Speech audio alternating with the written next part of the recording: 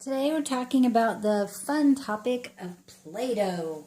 Yes, you can run to the local store and buy Play-Doh, but it doesn't compare whatsoever with homemade Play-Doh. So with your child, I suggest making your own Play-Doh. All you need is flour, salt, cream of tartar, water, oil, and a pot.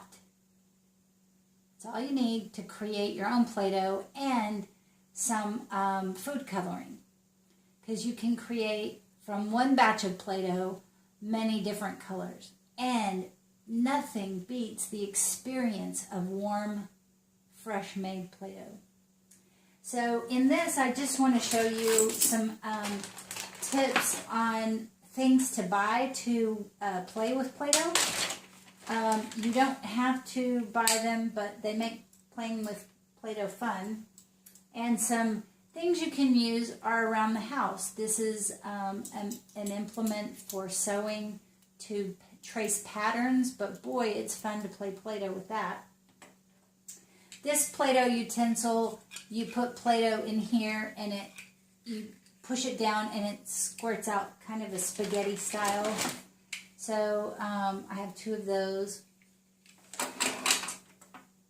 You know, if you want to have enough where if your child has friends over, there's enough to play with. And this spits out more of a square, and this is more of an oval shaped kind of string of Play-Doh. So that's fun.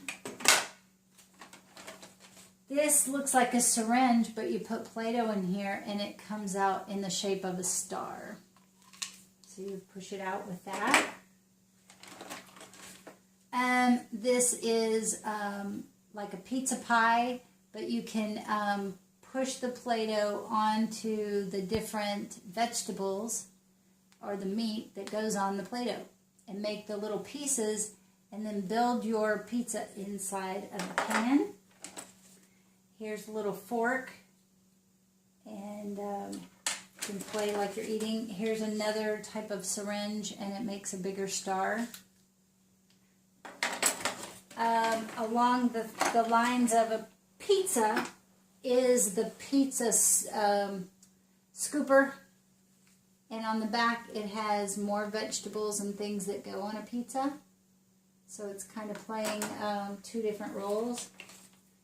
Here is a pizza cutter for like a slice of pizza, but they put holes in the handle so you can technically push the Play-Doh through to create your string cheese type of thing. These are fun. So it's a roller that creates zigzag lines, or you can cut it in a zigzag on the pizza. On the Play-Doh. Then I have these simple plastic scissors for cutting Play-Doh. So there's no metal in them, they're just plastic. And I put those in my Play-Doh thing. And if you have multiple kids, they all want scissors to cut the Play-Doh. And then have little play knives to cut the Play-Doh. I have a couple of those. They're little Play-Doh knives. And then these are rollers with a handle on it so that you can roll out and flatten the Play-Doh like a rolling pin. There's that one. I have a bigger one. And then I have another one. So I have three because, again, if your child has friends over, everybody wants to have one. This one is flat, and this one, it kind of looks like a cobblestone road. So when you roll out the Play-Doh, you roll this over it, and it imprints the Play-Doh with like cobblestone. And then another pizza thing is like a pizza roller cutter. Okay. This is a little plate, so you can make little cookies to put on the plate. So it's just another kind of way to play with it.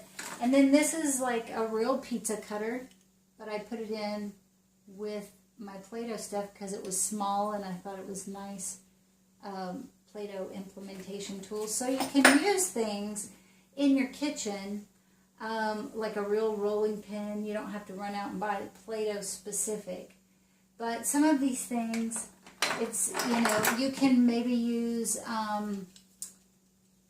the garlic press for pushing out the Play-Doh through it. But for the most part, there's, you're learning lots of principles by imprinting, a tomato, basil, and onions into the Play-Doh and putting it, on the plate, making a pizza pie. So you want to have just several different things to do. You don't put them all out at the same time, but this is a plastic wicker basket, so you can wash it. But you might put one press, and if it's just your child, you just maybe put one pair of scissors. If you're going to play with them, put two, maybe two rolling pins.